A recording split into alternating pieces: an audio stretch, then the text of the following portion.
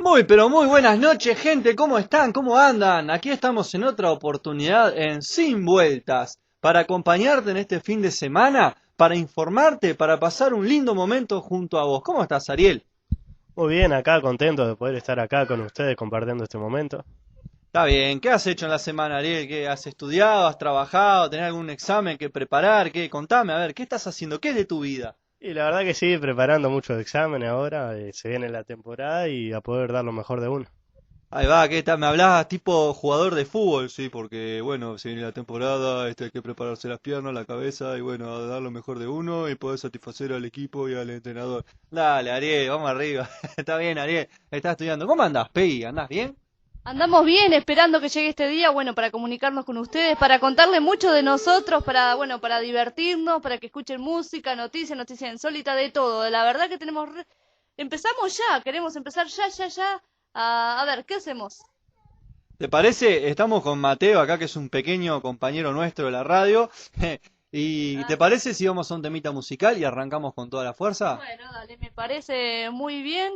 Y después del tema musical, que ahora les voy a contar qué temón que vamos a escuchar ahora, después te vamos a dar las vías de comunicaciones, bueno, para que nos empieces a escribir, a ver cuál es el tema que querés que te pasemos, y ahora vamos a escuchar un temón de Cri. Bueno, continuamos con Sin Vuelta después de haber escuchado este tema de Creed. Y te cuento, y les cuento a todos ustedes, que les voy a comentar unas cositas que estuve buscando por acá por internet, que se llama así, los regalos millonarios de los bebés famosos. ¿Viste? Y dice lo siguiente. Por ejemplo, la cantante y actriz Beyoncé Knowles tiene una hija que pronto cumplirá 2 años. Y es posible que este año le regalen un muñeco Ken, porque el año pasado le regalaron una Barbie. Pero no es una Barbie cualquiera, sino una con incrustaciones de oro blanco y 160 diamantes que costó $60.000. Más de lo que ganan muchas familias, no una persona, muchas familias en todo un año. ¿Qué te parece, Ariel? Ariel. A la hija de Beyoncé también le regalaron una pequeña bañera de diseño recubierta por completo por cristales de Swarovski y que cuesta $5.200. Y unos zapatos de tacón diseñados a medida por el mismísimo Tom Ford, uno de los diseñadores más prestigiosos del momento. Zapatos de taconazo para una niña que va a cumplir solamente 2 años. ¿Qué te parece? Qué opulencia, ¿eh? ¿Quién pudiera, eh?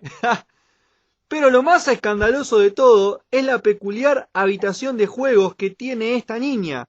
Un local de más de 500 metros cuadrados que está en los bajos de Berkeley Center, el pabellón deportivo más grande de Brooklyn y por el que Beyoncé paga de alquiler $1.000.000 al año. Impresionante. Brad Pitt no se queda corto en los regalos a sus hijos.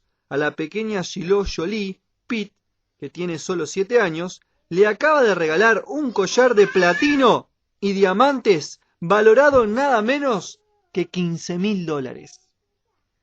Y otro que también se pasa con los regalos es Tom Cruise. A su pequeña hijita Sully Cruz le regaló en Navidades una sesión de patinaje en una pista de hielo. Hasta aquí parece un regalo normal, pero es que esa pista de hielo era la famosísima pista del Rockefeller Center, justo en el centro de Nueva York. Y Tom Cruise se gastó $5.000 en alquilar un trozo de la pista para que su hija no se mezclara con otros niños. ¿Qué te parece, Ariel? Increíble. Increíble.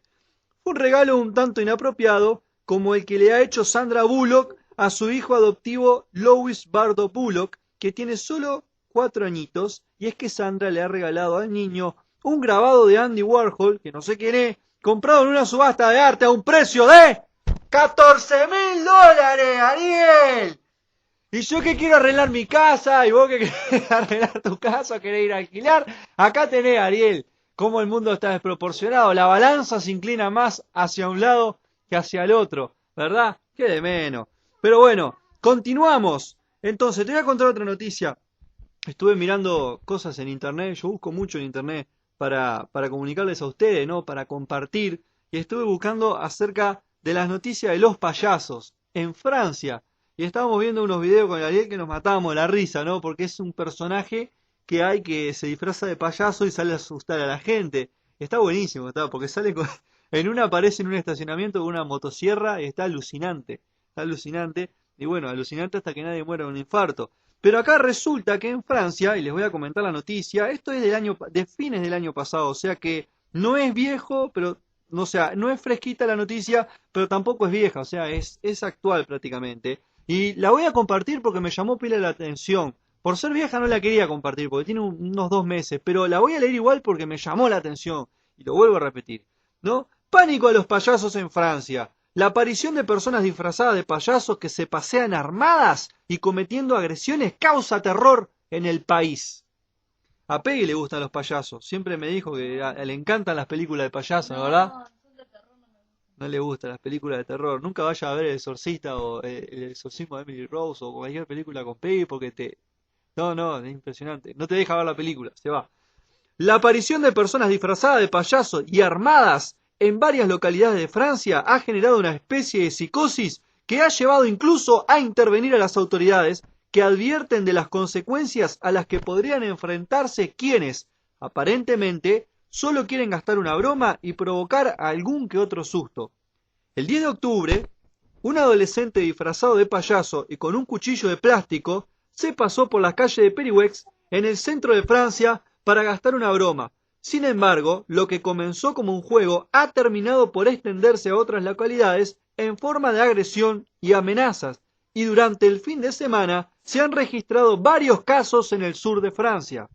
Un joven ya ha sido condenado a 6 meses de cárcel por sumarse a esta macabra moda en Dublín, mientras que en Angers, 14 adolescentes disfrazados fueron detenidos el sábado por pasearse armados junto a un instituto. En Montpellier, un hombre fue golpeado hasta 30 veces con una barra de hierro por un payaso y otras 2 personas que querían atracarle. Ya está ya como que se exceden un poquito los payasos, ¿no? La policía difundió un comunicado el 24 de octubre para reprochar los comportamientos dañinos y los problemas de orden público generados en las últimas semanas. Las autoridades recordaron que portar un arma en la vía pública es un delito castigado con penas de prisión e instaron a la población a denunciar cualquier actividad sospechosa. A la presencia de payasos en la vía pública se ha sumado también la de grupos ciudadanos contrarios a esta moda y que no dudan en recurrir igualmente a baits o cuchillos para establecer patrullas. En localidades como Burdeos, Fréjus o Sorebourg, las fuerzas de seguridad ya han detenido a varios miembros de estos grupos de autodefensa que abogar por dar caza a los payasos, informa Le Monde.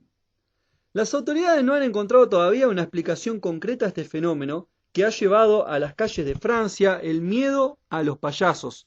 El psicólogo Pascal Froissart ha explicado a la emisora Europa 1 que Halloween es un excelente pretexto para este tipo de acciones, aunque otros apuntan a la nueva temporada de la serie American Horror Story o a los videos de DM Pranks, que era el que comentábamos con Ariel al principio de este bloque, en lo que un humorista disfrazado asusta a viandantes. En la localidad californiana de Huasco, el proyecto artístico de una pareja sacó recientemente a la calle a decenas de payasos que hicieron cundir la psicosis colectiva. Entre la población llegó a extenderse el rumor de que había un psicópata con un hacha oculto en este proyecto. Así que si ves una manada de payasos en la calle y sabés que te van a dar 30 golpes con una barra de hierro, no dudes en cazar tu bate de béisbol y partírselo en la cabeza, todo con el amor de Cristo, ¿verdad? Obviamente. Así que cuando veas un payaso, si te da la valentía para enfrentarlo, enfrentar y romperle la cabeza, porque algo te va a hacer. Estas han sido las noticias de hoy, entonces, ¿qué opinan? Está comiendo, Peggy, está con la boca llena. La agarré infraganti la agarré. Ariel, decime vos que sos un tipo serio, respetable. A ver, ¿qué opinás? Con razón, a veces de chico me parecía que los payasos a veces se escapaban de la tele. Ah, bueno, pero lo tuyo ya es más, ya mucha película de terror, ¿viste? A ver. Yo quiero contar algo. El programa pasado retaste a Ariel porque estaba comiendo y era el no sé qué. Ahora soy yo. Qué feo. El programa que viene vas a hacer vos. Bueno, para mí opino que los payasos, mirá, yo no los puedo ni ver. Más allá de, digo, porque por el tema de las películas de terror cuando era chica, bueno, me obligaban a ver, pero no los puedo ni ver, no me gustan. Ni siquiera los payasos buenos. Aunque en algún momento yo actué de payaso, pero no parecía una payasa mala. Así que, pero cuando se suben a los ómnibus, por ejemplo, los payasos, ¿por qué nadie se ríe y todos se ponen como reacios así a los payasos? Hoy por hoy yo he visto que cuando alguno se sube al ómnibus, la gente mira para otro lado, lo que menos hace es reírse. Yo creo que es por estos tipos de payasos que a la gente no le gusta. Yo no sé, yo una vuelta me subí en ómnibus y había un payaso colgado de donde se agarran las manos del caño de arriba y estaba como un trapecista colgado con las piernas arriba. Y cuando me subí me encajó un beso en el cuello el payaso. Entonces a partir de ahí y hice un chiste ahí, ese era un payaso humorista. Y después de ahí yo quedé traumado con los payasos. ¿Tá? Era medio raro el payaso. Y Ariel es el payaso bueno que tenemos acá, ¿no, Ariel? Vamos a un tema musical, ¿qué te parece? No sé si quieren comentar las vías de comunicación. Muy bien, si te querés comunicar con nosotros, nos podés buscar en Facebook, en el Facebook es Sin Vueltas, o si nos querés mandar un correo electrónico, es sinvuelta2015@gmail.com. Bien de bien, entonces vamos a escuchar Me enamoré de ti. ¿Con qué seguimos, Ariel? Y ahora seguimos con unos tips de economía. Bien, ¿y qué de economía? Qué tema que da para hablar, pero son unos tics nomás, así que no se enganchen. ¿Y sobre qué va a hablar? Y va a estar hablando sobre la tarjeta de crédito. Sobre las tarjetas de crédito. ¿Qué tema las tarjetas de crédito? A ver qué nos va a enseñar. Para mí es toda una tentación, pero vamos a dejar a ver qué hable y después nosotros nos vamos a meter igual a debatir. Bueno, les traigo unos tips acerca de las tarjetas de crédito en la noche de hoy que quiero que con ustedes y que bueno, espero que les sirva. ¿Tá? Primer tips. Es un instrumento de pago y no un medio de vida. ¿Qué significa? Que la tarjeta de crédito es tanto como papel moneda o una moneda en sí. O sea, es dinero, ¿tá? Y no hay que hacer un medio de vida a partir de la tarjeta. Segundo tips. La tarjeta de crédito no aumenta el ingreso, ¿tá? Muchas veces pierde como la noción del dinero que tenemos porque tenemos esa especie de libertad inconsciente, ¿no? De que podemos gastar, de que podemos meternos en cuota, de que podemos comprar cosas, ¿verdad? Entonces como que perdemos un poco el control de nuestros gastos y bueno, ahí como que pareciera que tenemos el sueldo aumentado y no es así, ¿verdad? No aumenta el ingreso de dinero, sino que solamente como que te saca un poco, perdés un poco el control de lo que gastás. ¿Tá? Tercer tips, no es gratis, lo que se gasta se paga, ¿no? Y vamos a dar un ejemplo, por ejemplo, el Ariel tiene unos championes lindos y yo le digo, oh Ariel, qué buenos championes que te compraste, ¿cuántos te salieron? ¿Dónde te los compraste? No tengo ni idea, porque en realidad lo saqué con la tarjeta, en realidad fui a comprarme un pantalón y me ofrecieron los championes y tal, me gustaron y los compré y todo me hicieron un paquete y tal, no tengo ni idea de cuánto sale, total, como lo voy a pagar en cuota, ¿tá? O sea, como que tenés una especie de inconsciencia que se te genera acerca del dinero, acerca del control del dinero, ¿verdad? ¿Por qué? Porque claro, dice, no es gratis, lo que se gasta se paga, pero cuando vos vas, es como cuando vos vas caminando por 18 de julio o por una avenida comercial y te encontrás con que de repente viste un vestido, de repente viste una campera, de repente viste un par de championes que te gustó y no tenés la plata en ese momento. Siempre es mucho, creo que juega lo psicológico, ¿no? Decir, bueno, ahora no tengo la plata, pero después lo pago, no sé qué. Y cuando te querés acordar, tenés una batata, un chorizo de cuentas y de cuotas que pagar, ¿verdad? Por eso, no es gratis y lo que compraste ahí se paga, ¿tá? Aunque lo pagues dentro de un año, pero lo tenés que pagar igual y te va a costar. El otro tips, pagar con el dinero del mes en el que se generó el gasto. Este debe ser uno de los tips más, ¿cómo puedo decir? Más prácticos. Porque, ¿qué pasa? Dice que un consejo que nos dan es que significa esto, es que presupuestemos la tarjeta de crédito. O sea, que dentro del presupuesto de nuestro hogar, lo que gastemos, ya lo pongamos en el presupuesto. Entonces, cuando viene el sueldo para cobrar, vos ya tenés la plata presupuestada. O sea, en un sobre vos agarrás, apartás el dinero de la compra que hiciste, ¿tá? Si te compraste un par de championes, te salieron 1.000 pesos y podés apartar los 1.000 pesos, apartar los mil pesos o el valor de la cuota y ya tener presupuestado. Entonces, cuando llega el resumen de la tarjeta, que generalmente llegan en los fines de mes o en la mitad del mes, a veces llegan lejos del sueldo, vos ya sabés lo que tenés que pagar, ¿verdad? Porque ya tenías esa plata en un sobre o en una cajita o en donde sea. Entonces no tenés que esperar a cobrar el sueldo del mes que viene para pagar algo que gastaste en el mes anterior. No sé si se entiende o si me explico, ¿verdad? Entonces es muy bueno que cuando vos hagas una compra, la plata de la cuota ya si tenés la plata, tenés que tenerla, guardarla en un sobre. Usar la tarjeta como tarjeta de débito, ese es otro tips. ¿Y qué significa esto? Significa que vos uses la tarjeta de crédito de acuerdo al dinero que tenés, ¿tá? O sea, que no gastes sin tener el dinero, como dinero de respaldo, por ejemplo. O sea, si vos haces tu presupuesto y dentro de tu presupuesto te sobran 5.000 pesos, ponele, o 2.000 pesos, bueno, gastá en ese mes de acuerdo a lo que te sobró de ese dinero con la tarjeta de crédito. ¿Y por qué entonces vas a decirme, bueno, pero ¿y por qué voy a usar la tarjeta de crédito si tengo el dinero? No, si me sobró el presupuesto. No, porque muchas veces las tarjetas de crédito, y puede servir de ahorro también, las empresas de las tarjetas hacen días de descuento. Por ejemplo, hoy es viernes de junio, hoy es viernes de enero, vamos a hacer el 25% de descuento en las tiendas fulanito, fulanito, fulanito, y en las películas de cine, o sea, en cines tanto, hacemos 50% en la entrada si pagas con tu tarjeta. Entonces ahí te sirve porque estarías ahorrando, pero siempre y cuando tengas el dinero y el dinero lo apartes al momento de que cuando venga el resumen a fin de mes o en el momento que sea del mes, vos tengas ese dinero ya pronto para pagar la tarjeta, ¿verdad? Y te va a quedar diferencia porque lo supiste aprovechar. ¿Te parece si vamos a un temita musical y continuamos para cerrar estos tips? Y continuamos con estos tips acerca de la economía y más bien hablando de las tarjetas de crédito. Y el que sigue es el siguiente, decidir usarla o pagar en efectivo. ¿Qué quiere decir esto? Que podamos contar con un dinero en el cual podamos optar entre usar la tarjeta o usar el dinero para comprar el bien que queramos, ¿verdad? Esto significa tener la libertad y no depender de la tarjeta. Es un punto que está bueno también, ¿tá? Generalmente, si podés, no utilices la tarjeta, ¿tá? Es un consejo solamente de que para tener menos cuentas, menos gastos a fin de mes. Otro tips, no hacer el pago mínimo. Hay que achicar gastos hasta saldar la deuda. No hagas el pago mínimo. Vieron que las tarjetas vienen, ponele, te viene 3.000 pesos, 4.000 pesos de resumen de la cuenta y te aparece el pago mínimo 885 pesos, ponele. No lo hagas el pago mínimo.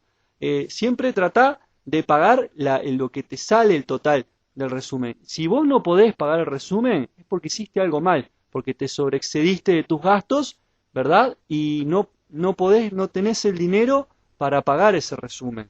Y eso es un claro aviso de que estás haciendo las cosas mal. Cuando te pasa esto, tenés que achicar los gastos hasta que puedas saldar la deuda. Trata de achicar tus gastos, de no gastar cosas que gastabas de repente que no son tan necesarias, no gastes más y trata de saldar el gasto que tenés con la tarjeta. Las tarjetas de crédito no son chiste, las tarjetas de crédito generalmente incurren en mucho interés cuando te convertís en moroso y podés quedar estancado en el sistema financiero, en el banco de datos y luego no vas a poder sacar ni un crédito para una cajita de fósforo. Así que presta atención a lo que estás haciendo y tené mucho cuidado. No dejes crecer la deuda. O sea, no dejar crecer la deuda quiere decir que si te atrasás, si te empezás a atrasar, trates de buscar enseguida una solución a cuando vienen las cuentas, ¿verdad? Cuando viene la tarjeta de crédito. Hay que recordar que los intereses son grandes. Entonces, ¿cómo hacemos? Bueno, podemos sacar un préstamo de salida. Eso es uno de los consejos que nos da. Sacar un préstamo de salida quiere decir que si vos debes 15.000 pesos de tarjeta que se te fueron acumulando, sacás un préstamo de 15.000 pesos. El interés del préstamo de la financiera que saques va a ser mucho menor al interés que va ascendiendo por mora mes a mes en la tarjeta de crédito. Entonces, ¿qué pasa? Vos saldás la cuenta de la tarjeta, la dejás en cero y vas a solamente tener que pagar las cuotas del préstamo de los 15.000 pesos, que generalmente lo podés hacer en un año, que van a ser con menos interés y bueno, hacerse responsable de los actos hechos, ¿verdad? Así que si tenías televisión por cable, si tenés 2, 3 celulares en tu casa, bueno, achicar gasto, ajustarse el cinturón y a pagar todas las deudas, ¿verdad? Hay que tener disciplina, ¿no? Tenemos que ser personas ordenadas y tenemos que ser disciplinados. Y otro punto, y el último, es no usar la tarjeta para pagar otra tarjeta, ¿tá? No tenemos que utilizar, por ejemplo, la tarjeta de Oca que en Uruguay para pagar la de Mastercard, no tenemos que utilizar la de Mastercard para pagar Visa, no tenemos que con Visa pagar la de Creditel, ¿no? O sea, una cantidad de cosas, ¿verdad? No podemos utilizar una tarjeta para cortar otra, para pagar otra. Eso nunca lo tenemos que hacer. Allá alcanza con una, ¿tá? Yo he visto en los supermercados muchas veces que gente que está haciendo el surtido, las mujeres, he visto que una vez que hizo un surtido, ¿no? Y fue a pagar y abrió el monedero y tenía como 6 tarjetas de crédito diferentes. Entonces empezó, a ver, probá con esta, a la cajera, ¿no? Probá con esta, y no, señora, no tiene saldo. A ver, probá con esta otra, no, señora, lo lamento, no tiene saldo. A ver, probá acá con esta, no, no le alcanza, el saldo es insuficiente. Ay, a ver, probá con esta, esa sí, tenía como 6 tarjetas. Y yo digo, qué disparate. Depender de las tarjetas de crédito, eso es depender, eso es hacer un modo de vida de las tarjetas de crédito, ¿no? Porque te quiere decir eso que estás pasado de rosca con las cuentas, ¿no? Ese es el otro consejo. Y bueno, y una vez también me sucedió a modo de ejemplo, una persona fue con su hijo en un supermercado también a comprar 1 kilo de carne y bueno, fue a pagar con la tarjeta de crédito y no tenía saldo, o sea que tuvo que dejar la carne. Y no compró nada y se fue. Entonces yo digo, y al mediodía tenían que comer porque era cerca del mediodía. ¿Qué iban a comer? O sea, de repente se hacían un arroz, se hacían un fideo, ¿no? Pero, o sea, vos contás con eso para comprar la comida y ya es complicado. Generalmente la plata de la comida vos si podés tenés la mano, ¿entendés? Si vos necesitas comprar 1 kilo de carne, si necesitas comprar 2 leches, no recurras a la tarjeta abusivamente, sino que tenés dinero para comprarlo, ¿tá? Seguí todos estos consejos que seguramente te van a poder ayudar en algo. Recordá que el Señor bendice a los que son buenos administradores de los bienes que Él da, ¿verdad? Y sepamos administrar esos bienes, ¿verdad? Acuérdense que el Señor dice, en lo poco me fuiste fiel y sobre mucho te pondré, ¿verdad? Y es un lindo versículo. Si en lo poquito nosotros sabemos ser fieles, sabemos ser buenos administradores, esto es un principio de mayordomía. Si sabemos ser buenos administradores, el Señor a medida nos va a ir poniendo sobre más responsabilidades, ¿verdad? Y eso está bueno, que el Señor pueda confiar en nosotros para darnos más responsabilidades. Vamos a un tema musical y ahora sí, vamos a ir con el tema central de la noche de hoy. El tan esperado bloque de los mártires. Y aquí Ariel nos ha traído una nueva historia de un mártir que, como sabemos, son historias reales, ¿verdad? De un Dios real, ¿no? En una época que involucra toda una situación de persecución del cristianismo, ¿no? ¿De qué nos vas a hablar en esta noche, Ariel? Bueno, Pablo, ahora te voy a estar compartiendo. El título se llama Las llamas del Evangelio. Se trata de 10 cristianos. Esto sucedió en China continental durante la era de los Guardias Rojos en 1966 y 1969. Esto comienza así.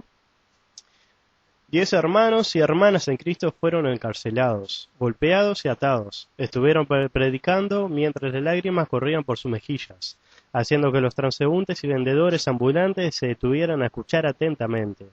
Aún los adivinos fueron movidos por el Espíritu Santo y comenzaron a llorar. Muchos de los que escuchaban la palabra se olvidaron de comer, trabajar y regresar a sus casas.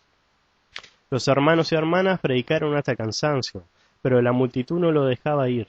Las autoridades, sin embargo, llegaron y se llevaron arrestados a los cristianos a uno por uno, atándolos con cuerdas y golpeándolos con bastones eléctricos, dejándolos inconscientes.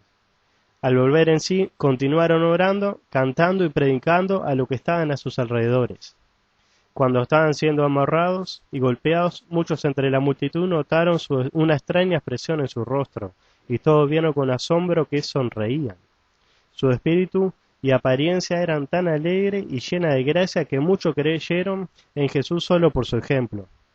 Cuando los hermanos y hermanas que vivían en aquella zona los vieron atados y forzados a estar arrodillados por más de 3 días, sin comida y sin agua, siendo golpeados con palos hasta que sus rostros estaban cubiertos de sangre, sus manos negras por las sogas, pero aún orando y cantando y alabando al Señor. Ellos también desearon compartir la persecución. Recientemente, en esta área, las llamas del Evangelio se han esparcido por todas partes.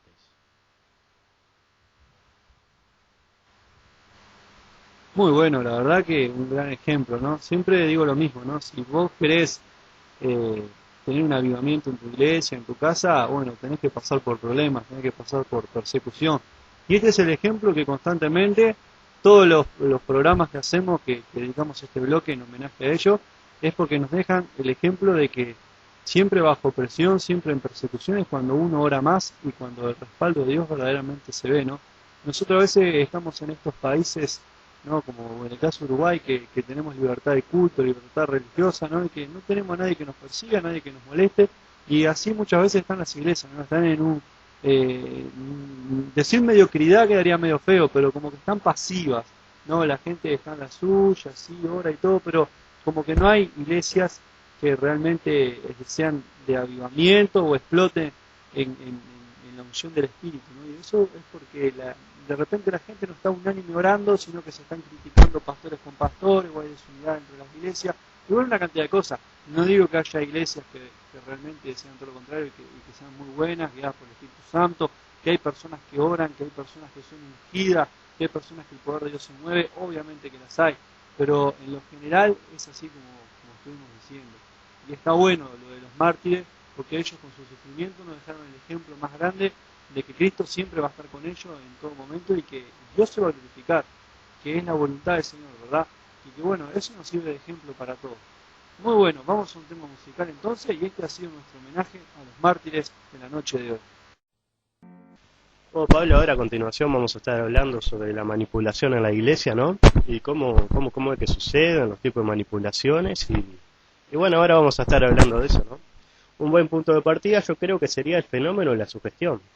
Aquí el sentido de sugestionar que nos interesa es el proceso psicológico mediante el cual una persona busca dominar la voluntad de alguien, llevándola a pensar o actuar de determinada manera. Según la guía de psicología, la sugestión es un estado psíquico provocado en el cual el individuo experimenta las sensaciones e ideas que le son sugeridas y deja de experimentar la que se les indica que no sienta. Cuando uno se despierta de esta realidad, muchas veces comienza a ver que en las iglesias también hay sugestión, métodos de propaganda y técnicas hipnotizantes. A veces también podemos ver prolongadas repeticiones rítmicas de determinadas frases, a gritos o con variaciones de tono. Produce su deseo resultado de una histeria colectiva. Creo que cualquier psicólogo competente en estos temas lo podría reconocer y analizar correctamente. Está bueno eso que estás leyendo. Yo quiero hacer un paréntesis para los que estén escuchando, ¿no? Hay iglesias que obviamente es la manifestación del Espíritu Santo lo que provoca, ¿no? El clima de exaltación de la gente, muchas veces que haya gente hablando en lengua, los milagros, ¿no? La gente que cae al piso, que recibe el Espíritu, ¿no? Es 100% legítimo. Pero lamentablemente en muchos casos sucede muchas veces hasta con pastores internacionales que vienen, que dicen que están llenos de la unción, del poder, ¿no? Y que muchas veces utilizan todas estas técnicas que estamos leyendo de sugestión. Preparan muchas veces el clima de la iglesia, ¿no? Del culto con música, y ellos empiezan a orar y de repente elevan el tono de voz, ¿no? Hay predicadores buenos que sí elevan los tonos de voz, y es verdad, ¿no? Y están orando y como que se ponen en guerra espiritual, eso está bien, pero uno tiene que aprender a mirar, uno tiene que aprender a discernir todos estos temas que hemos estado tocando en este tiempo. La sugestión y la manipulación va mucho de la mano también con lo que yo estuve hablando en el tema pasado, no sé si recuerdan, del G12, en la iglesia donde yo estuve mucho tiempo, donde yo sí estuve unos cuantos años sirviendo inclusive, se utilizaba todo esto. Cuando yo empiezo a leer materiales que hablan acerca de la sugestión, me empiezo a encontrar que todos estos puntos eran aplicados allá. Y vos me decís, pero vos qué sabes, ¿cómo te atreves a juzgar? ¿No? Y porque la palabra de Dios te dice lo siguiente, por sus frutos los conoceréis. Y luego que se te cae el velo, que vos empezás a ver las cosas, vas a ver el fruto, y el fruto, te puedo decir la verdad, no era nada bueno. Yo algo que no conté era que aquel pastor de aquella iglesia en el que se practicaba el asunto del G12, se terminó divorciando de la mujer y se casó con una joven del grupo de jóvenes. O sea, a la vista, obviamente está más que mal, ¿no? Y más para la palabra del Señor y lo que enseñaba Jesús. Pero bueno, seguimos, Ariel, no vamos a desviarnos más del tema. Sí, de verdad, yo también, por ejemplo, lo que yo vi en una iglesia era que, por ejemplo, viste, que a veces empiezan los pastores a los gritos, el Espíritu Santo está en este lugar, no sé qué, el Señor te está tocando.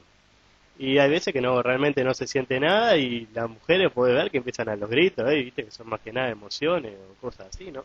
Exactamente, yo me acuerdo también que muchas veces van y te empiezan a ver y te empiezan a escupir. Y te gritan, y te agarran con la mano y te empiezan a empujar. Te ponen la mano en la cabeza y te empiezan a empujar, y vos haces fuerza porque en realidad, y no es que uno sea de malo, de mala onda, de que no recibe nada. Uno también recibe el Espíritu Santo, uno también ora y siente la presencia de Dios. Pero ¿qué pasa cuando te empiezan a gritar, te oran y te querés caer y no te empujan y sí, no, hay que tener muchas veces hasta cuidado con quién nos pone las manos sobre la cabeza, ¿verdad? Tenemos que tener cuidado con eso. Bueno, seguí, Ariel. Bueno, podemos ver también que otra forma de manipulación es el chantaje, ¿no? Que consiste en las promesas o amenazas para someter a las personas. En el sentido más amplio, el Evangelio de las ofertas y la teología de la prosperidad. Cuando se emplean para provecho personal, que ocurre no infrecuentemente, califican mucho chantaje o extorsión. Casi siempre estas promesas y amenazas apelan al egoísmo, como cuando se profetiza un gran futuro de fama y éxito para personas inseguras. Serás el Billy Graham del siglo XXI. Sé que muchas veces, de verdad, yo he estado en células, por ejemplo, que los líderes te dicen, bueno, orá vos, y empezás a orar, ¿no? Y bueno, ¿cómo oré? Y oraste re mal, ¿no? Porque, no, oraste espectacular, oraste como Carlos Anacondia, espectacular, vas a mover. Entonces, no, nada que ver, en realidad le estás mintiendo, la persona oró mal y vos le estás mintiendo, o sea, no, para Dios no es que orás mal o orás bien, orás y te comunicás con el Señor, pero de repente no lo hiciste de la forma efusiva o de la forma tan explosiva que ellos quieren que lo hagan, entonces para ello oraste mal. Entonces te van a decir, no, oraste bien, oraste como Carlos Anacondia. Y te dicen que sos Carlos Anacondia para que vos en tu mente te entres a sembrar eso y para que lo empieces a copiar en cierta manera, ¿verdad? Eso era una de las cosas que tanto se utilizaba. Después teníamos el tema de lo que decía Ariel, el chantaje, que bueno, es como el que te dice en la hora de la ofrenda, si vos tenés la mano abierta para dar, vas a tener la mano abierta para recibir de parte de Dios. ¡Puf! Se habrá escuchado eso, ¿no? Que siempre te dicen, si tenés la mano abierta para dar, tenés que tener la mano abierta siempre para dar, para poder así recibir con la mano abierta. Y para mí, eso es todo juego de palabras de seres humanos, ¿no? Dios te va a bendecir si ve que vos sos una persona coherente, si sos una persona que te sabe administrar, ¿no? Que sobre lo fiel fuiste fiel sobre lo poco, me entregué lo mal. Y Dios te va a poner sobre mucho. Y va todo de la mano. Y si sos fiel en los diezmos, si sos fiel en las ofrendas, Dios te va a bendecir. Pero no es eso de a ver quién da más, a ver quién da más, a ver que el Señor va a dar más, el Señor va a dar más. O si no, el tema de los pactos, muchas veces, los pactos económicos con el Señor. ¿De dónde la sacaste? Muchas veces podés pactar, sí, con el Señor. Si el Señor en tu corazón te lo pone o vos querés mejorar, y vos decís, Señor, yo hago un pacto contigo, pero que no vengan personas a imponer pactos en masa. Porque ustedes se dan cuenta que en una iglesia donde haya 300, 400 personas, multiplicá los pactos de 400 personas, todo el dinero que se va a hacer. Abramos los ojos. En este tiempo, en este siglo, está todo muy complicado. Abramos los ojos porque hay lobos disfrazados de ovejas. Sí, es muy cierto también, ¿no? También podemos ver que yo he escuchado, ¿no? A esa persona que el Señor está prosperando todo, ¿no? Y a veces el pastor habla con ella y sabe que estás teniendo cierta prosperidad y a veces le dice, bueno, ahora que el Señor te está bendiciendo, puedes bendecir a la iglesia, ¿no? De la determinada manera que el Señor te da, vos puedes dar, si no después el Señor te va a rendir cuenta de qué hiciste con tu dinero. Eso es cierto, ya te ponen contra la espada de la pared, ya te ponen en un compromiso. Continuamos entonces con este tema de la manipulación en la iglesia. Estábamos acordándonos ahora mientras era el corte, mientras estábamos pasando el tema musical con Ariel, estábamos hablando acerca de cómo muchas veces la manipulación toca mucho el área de la economía y por obvias razones, ¿no? Y una de las cosas que decíamos, y yo le contaba acerca de un pastor de la iglesia donde yo estuve también, que el hombre se le había roto el auto, tenía un auto viejo, y bueno, el Señor me dijo que uno de ustedes me va a regalar un auto. Y estuvo fácil un mes diciéndole todos los cultos, en todas las reuniones a la gente, estoy seguro de que uno de ustedes me va a regalar un auto. Alguien va a venir y me va a decir, hay un auto nuevo para usted, pastor. Y siempre, hasta que pasado el tiempo, vino una pareja de viejitos y le dijo, mire, pastor, acá tenemos el dinero para que usted vaya y se compre ese auto del que Dios le habló. Entonces, en cierta manera, eso es manipulación, eso es sugestionar a la gente. Era obvio que alguno que tuviera el dinero, ¿no? Lo iba a hacer, iba en cierta manera, entre comillas, a bendecir al pastor. Yo te cuento algo, de repente te pueden hacer en tu corazón bendecir al siervo de Dios, no está mal, está perfecto y así debe de ser, que nos nazca del corazón, de que podamos, que el Señor nos hable, que si tenemos un buen pasar de repente y vemos necesidad en ciertas áreas de la iglesia, en algunos hermanos o en el pastor mismo o en su familia, de que lo podamos bendecir es excelente, porque es de bendición eso, pero ojo, cuando el pastor, cuando el profeta, cuando el apóstol, cuando sea quien sea la autoridad que está dentro de tu iglesia, empieza todos los días a machacarte con algo, ¿Sabés lo que pasó después con ese auto? Es increíble esto. Iba andando a alta velocidad por la interbalnearia, venía de Punta del Este, pastor, se le cruzó un caballo adelante del auto, y el auto quedó, pero mirá, ni con abrelata lo arreglaron. Quedó espantoso, pero esto fue hace muchos años, ¿está? Y son consecuencias muchas veces de que las cosas no están bien. Me vas a decir, estás juzgando, te estás metiendo en un área. Es por su fruto lo conoceréis, dice la palabra de Dios. Y el Señor nos enseña a ser astutos y a discernir y a observar los tiempos y las cosas que nos rodean. Sí, Ariel. Muy relacionado con estos chantajes es la intimidación, cuya expresión más grave son las frecuentes maldiciones, que se lanzan contra las personas. Estas maldiciones son el colmo, el acabose del chantaje, o te sometes o te maldigo. Por falsa que sean estas, la maldición tiene una tremenda fuerza para infundir terror y arruinar la vida de las personas.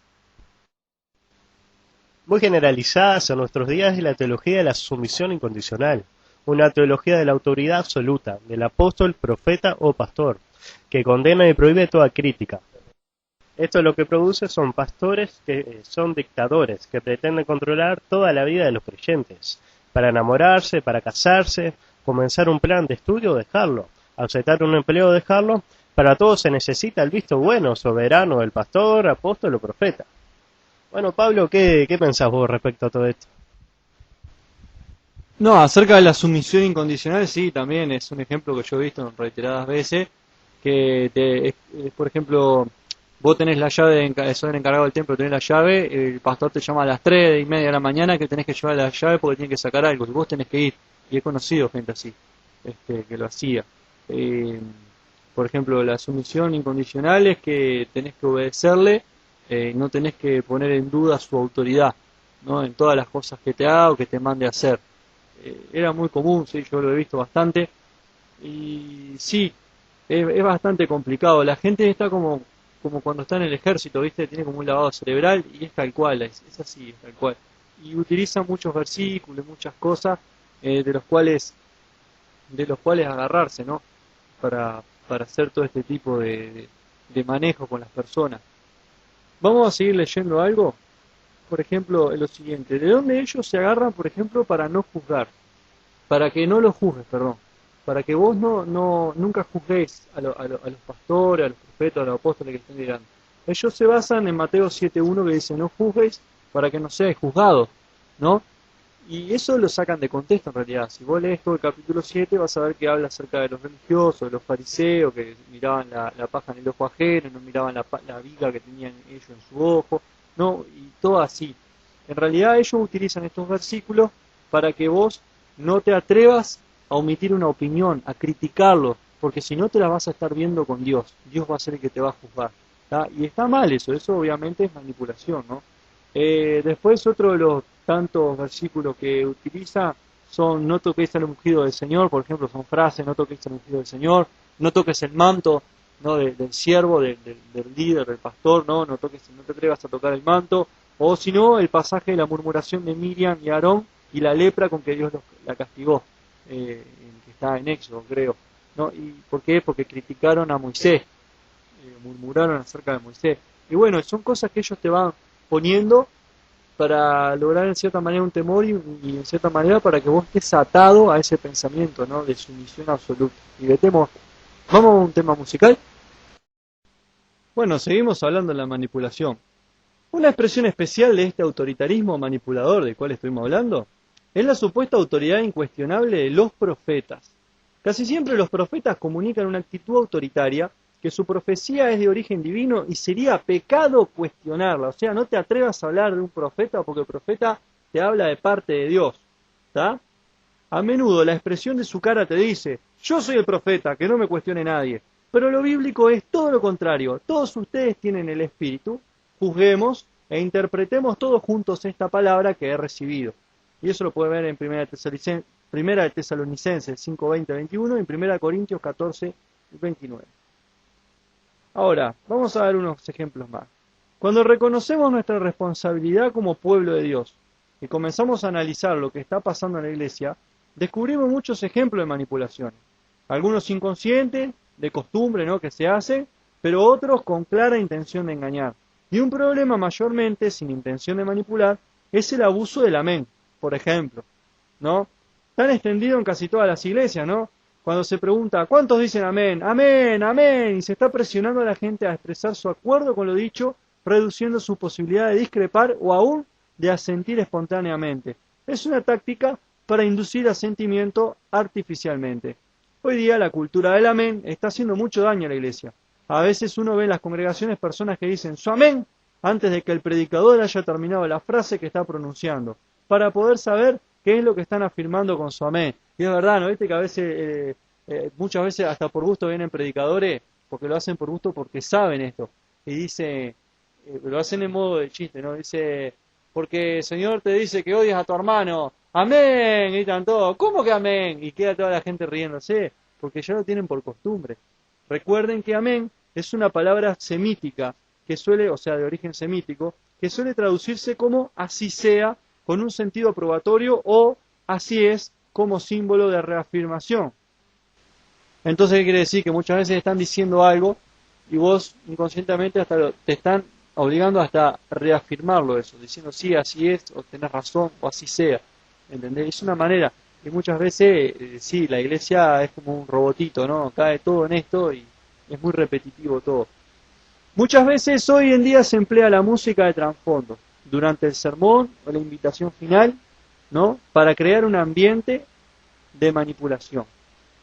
Y suele suceder, como hablábamos al principio, ¿no? Te colocan una música, ¿no? Que como que te invita, ¿tá? Y muchas veces más allá de hacer una adoración, es una música como ambiental, ¿no? La respuesta tuya debe nacer del poder de la palabra misma y del Espíritu Santo, no del talento del tecladista.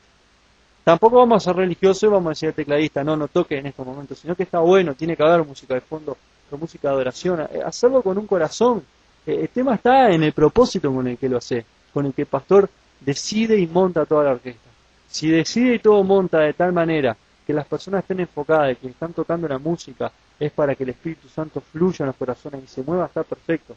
Pero guarda cuando hace, no, tenés que tocar esta canción para inducir a la persona que pase, o ven Espíritu, ven o todo, o canciones repetitivas, o tal como soy Señor, ¿no? Acéptame como ofrenda de amor, y todo cosas así, de manera que la repetís 40 veces las canciones, estás una hora cantando la misma canción, para provocar todo ese ambiente, ¿tá? Y eso, ojo, porque muchas veces puede ser manipulación.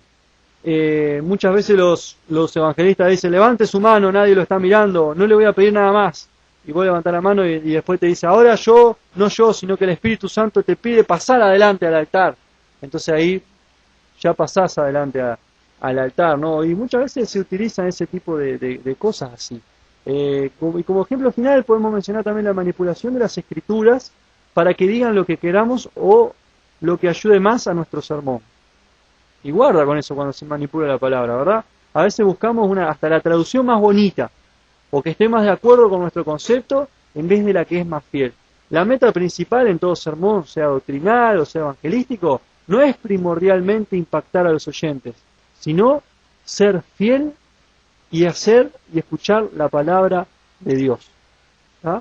Tenemos que tener cuidado muchas veces, porque hay situaciones entre una iglesia, buscas palabras de acuerdo a tal cosa, no, tenés que dejar que sea el Espíritu Santo, no, que fluya a través de la palabra, que toque las vidas, que toque los corazones. ¿Tá? Cuando vos vas a preparar, cuando los pastores tienen que preparar una palabra, tienen que orar a Dios. No hagan todo de manera tan sistemática, ¿no? De haciendo ya prédicas construidas para manipular a las personas, controlar y sacando muchas veces de contexto, ¿no? Los versículos. Es muy complicado el tema de la manipulación. Cuando empezamos a hablar de manipulación, también se mezcla el tema de lo espiritual, porque la parte espiritual existe. Hoy estuvimos hablando un poco de la parte de la sugestión, de cómo, muy por arriba estuvimos viendo acerca de cómo se induce a la gente a través de la música, a través de frases repetitivas, a través de las palabras, en el caso de las ofrendas, en el caso del que quería el auto, en el caso de la sumisión, cómo se somete a las personas, que indiscutiblemente tenés que seguir sí o sí al pastor y no podés cuestionarlo, los versículos que se utilizan. Estuvimos tocando esos temas. Para la que viene vamos a estar hablando de los espíritus, de la parte espiritual que se manifiesta a través de las vidas de las personas, ¿tá? Y muchas veces a través de líderes que apoyan a los pastores, o pastores que realmente llevan bien su obra, pero que se levantan espíritus como el de Jezabel o el de Lucifer, inclusive utilizando otras personas que están allí rodeando al pastor para traer división, para traer pelea en la iglesia, ¿tá? Como conclusión a todo este tema, dice lo siguiente: frente a sus rivales y detractores en Corinto, que desconocían su apostolado y preferían la elocuencia retórica de Apolos, eso está en 1 Corintios 1:12, 3, del 4 al 6, 4, 6, Y en Hechos 18, 24 y 19, el 1, Pablo no responde desde una posición de poder, sino de una impresionante sinceridad y vulnerabilidad. Cuando fui a vosotros, dice Pablo, ¿no?, para anunciaros el testimonio de Dios, no fui con excelencia de palabras o de sabiduría. Estuve entre vosotros con debilidad y mucho temor y temblor. Y ni mi palabra ni mi predicación fue con palabra persuasiva de humana sabiduría, sino con demostración del Espíritu y poder, para que vuestra fe no esté fundada en la sabiduría de los hombres, sino en el poder de Dios. Yo creo que acá se entiende. 1 Corintios 2, del 1 al 5. Cuando Pablo fue a hablarle, no fue a persuadirlo con palabras sabias, con palabras bonitas, sino que fue con demostración del Espíritu y con poder. Amén. Así que bueno, espero que esta primera parte de la manipulación te haya servido. Si querés dejarnos tus comentarios, ¿a dónde podés dejarlos, Ariel? Muy bien, si te querés comunicar con nosotros, nos podés encontrar en Facebook Sin Vueltas, y si nos querés mandar un correo electrónico, sinvueltas2015@gmail.com. Bueno, vamos a la parte de la reflexión. La verdad que el tema que tocaron estuvo muy bueno, el tema de manipulación, y bueno, que la gente opine y se comunique. Y ahora vamos a la reflexión. Y dice así: hace mucho tiempo, un rey colocó una gran roca obstaculizando un camino. Luego se escondió y observó para ver si alguien quitaba la roca. Algunos de los comerciantes más adinerados del reino y cortesanos pasaron por el camino y simplemente giraron y pasaron al lado de la roca. Muchos culparon al rey ruidosamente de no mantener los caminos despejados, pero ninguno hizo algo para sacar la piedra del camino. Luego pasó un campesino con una carga de verduras. Al aproximarse a la roca, el campesino puso su carga en el piso y trató de remover la roca a un lado del camino. Después de empujar y fatigarse mucho, lo logró. Mientras recogía su carga de vegetales, vio una bolsa en el suelo, justo donde había estado la roca. Abrió la bolsa y dentro de ella encontró una cartera que contenía muchas monedas de oro y una nota del mismo rey indicando que el oro era para la persona que removiera la piedra del camino. El campesino aprendió lo que los otros nunca entendieron. Cada obstáculo presenta una oportunidad para mejorar, si se actúa en vez de quejarse. En Romanos 8:28 dice: y sabemos que a los que aman a Dios, todas las cosas nos ayudan a bien. No permitas que los obstáculos que se te presenten el día de hoy se salgan con la suya. Al contrario, mira más allá y sácales provecho. ¿Qué te pareció, Ariel, la reflexión? La verdad que muy buena la reflexión que nos trajiste, está súper buena. Sí, la verdad que el tema de los obstáculos, y eso muchos obstáculos se nos presentan cada día, muchas piedras en nuestro zapato, que muchas veces decimos, hoy tengo una piedra en el zapato, o de lo contrario, muchos, como se dice, dardos de Satanás también que nos va tirando, pero la verdad que sí, que con la ayuda de Dios, como dice Romanos 8:28, y sabemos que a los que aman a Dios, todas las cosas los ayudan a bien, o sea que es como dice el dicho, Dios aprieta pero no ahorca, así que son buenos los obstáculos, porque a pesar de ellos nosotros vamos aprendiendo, y después de eso vamos a tener la recompensa. Así que si te llegó este mensaje, nos alegramos mucho, porque si estás teniendo pruebas o obstáculos en tu camino, ya sabes, es porque es para aprender, es una prueba y vas a encontrar la recompensa. Si amás a Dios, todas las cosas te van a ayudar a bien. Sí, la verdad que sí, así que cada obstáculo, tomá lo que atrae todo eso, siempre va a venir una recompensa, y hay que seguir para adelante, no hay que detenerse, sea cuán grande sea el obstáculo. Así que muy bien, así que bueno, nos encontramos el viernes que viene. A ver, Pablo, venía a despedirte que nos vamos. Nos encontramos el viernes que viene con muchos más de Sin Vuelta, bueno, con otras propuestas para presentarte, noticias, muchas cosas, pero también estamos esperando ese personaje que va a venir, ese personaje especial que va a ser de la radio, también un momento divertido. También queremos tener otros invitados que estamos tratando de traerlos también, gente nuestra que nos va a estar ayudando con el tema de la radio y mucho más. Vamos a tratar de cada día, de cada viernes, alegrarle la tarde, ¿no, Pablo? Sí, cómo no. Así que estaremos acá siempre y para alegrarte los fines de semana. Que pases bien. ¿Y cuáles son las vías de comunicación? Muy bien, la vía de comunicación son, si no querés buscar por Facebook, nos podés encontrar Sin Vueltas, Radio Juveniles, y si no querés mandar un correo electrónico es sinvueltas2015@gmail.com. Ya sabes, nosotros nos vamos, pero podés seguir conectados a Redil FM, que hay mucha más programación. Chau, chau.